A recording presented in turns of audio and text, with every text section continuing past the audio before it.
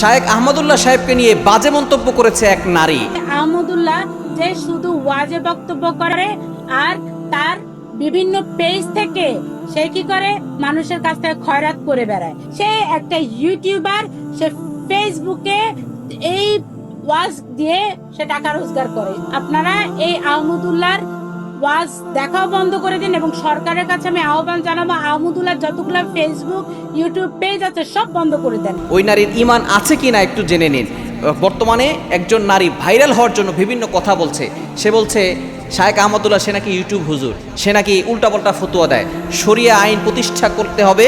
এই কথা বলাতে সেই নারী রেগে আগুন হয়ে গিয়েছে। সে নারী এমন কথা বলছে, ডক্টর শফিকুর রহমান সম্পর্কে বাজে মন্তব্য করেছে, আলেমদেরকে নিয়ে কটূক্তি করেছে। শুধু তাই নয়, সে বলছে শরিয়া আইনে আমি থুতু নিক্ষেপ করি, নাউজুবিল্লাহ। এই ধরনের কথা বলার দ্বারা তার ঈমান চলে গেছে। মনে রাখবেন, যাদের ঈমান চলে যায় এবং যারা আলেমদের বিরুদ্ধে কথা বলে, কোরআনের বিরুদ্ধে কথা বলে, শরিয়া আইন নিয়ে যারা কথা বলে, তারা কোন পর্যায়ের মানুষ আল্লাহ তাআলা নিজে বলে দিয়েছেন। আল্লাহ পাক রব্বুল আলামিন বলছেন 29 নম্বর পারা 4 নম্বর পৃষ্ঠা 4 নম্বর লাইন সূরা কলামের 13 নম্বর আয়াতে আল্লাহ বলছেন অতুল্লিম বাদা যালিকা জানিম। যারা কোরআনের বিরোধিতা করে, যারা আলেমদের বিরোধিতা করে, তারা হচ্ছে অবৈধ সন্তান, তারা আসলে হালাল জাদা নয়, তারা হচ্ছে হারাম জাদা। এটা আল্লাহ তাআলা নিজের কথা সূরা কলামের 13 নম্বর আয়াতে আল্লাহ তাআলা বলে দিয়েছেন। সূরা কলামের ভিতরে আল্লাহ পাক রব্বুল আলামিন কিছু মানুষের বৈশিষ্ট্য বলেছেন, যারা আসলে বৈধ সন্তান না, তারা হচ্ছে অবৈধ সন্তান। যারা ঢালাওভাবে ভাইরাল হওয়ার জন্য যেই সকল নারীরা হুজুরদেরকে নিয়ে কটূক্তি করে, আলেমদেরকে নিয়ে কটূক্তি করে, কোরআনের বিধান নিয়ে কটূক্তি করে, শরিয়া আইনে বলে সেটাকে থুতু নিক্ষেপ করে।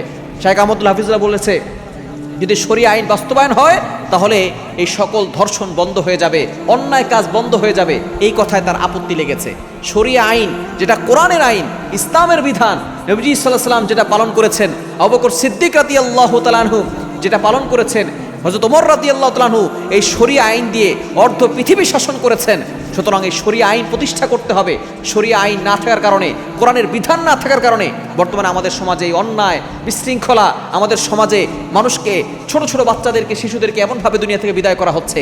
মধ্যযুগীয়ভাবে তারা অন্যায় করতে পারে, তারা ছোট ছোট বাচ্চাদেরকে দুনিয়া থেকে বিদায় করতে পারে, মধ্যযুগীয় আইন বাস্তবায়ন করলেই নাকি তাদের সমস্যা। সুতরাং এই সকল নারীরা, যারা শাহবাগী নারী আছে, যারা সবসময় আলেমদের বিরুদ্ধে লেগে থাকে, আমরা বলতে চাই তাদেরকে দৃষ্টান্তমূলক শাস্তির ব্যবস্থা করা হোক। শায়েখ আহমদুল্লাহ হাফিজাহুল্লাহ তিনি হচ্ছেন দেশের সম্পদ। সে আরও বলছে শায়েখ আহমদুল্লাহ হাফিজাহুল্লাহ নাকি ভিক্ষা করে খায় এবং ইউটিউব করে খায়, এরকম উল্টাপাল্টা ফতোয়া দেয়। নাউজুবিল্লাহ। এই ধরনের কথা বলে সে আলেমদেরকে হেয় প্রতিপন্ন করেছে, আলেমদের ব্যাপারে কটূক্তি করে সে আলেমদের মানহানি করেছে। এজন্য তাকে দৃষ্টান্তমূলক শাস্তির ব্যবস্থা করতে হবে, সে যাতে করে এই ধরনের কথা আর না বলতে পারে।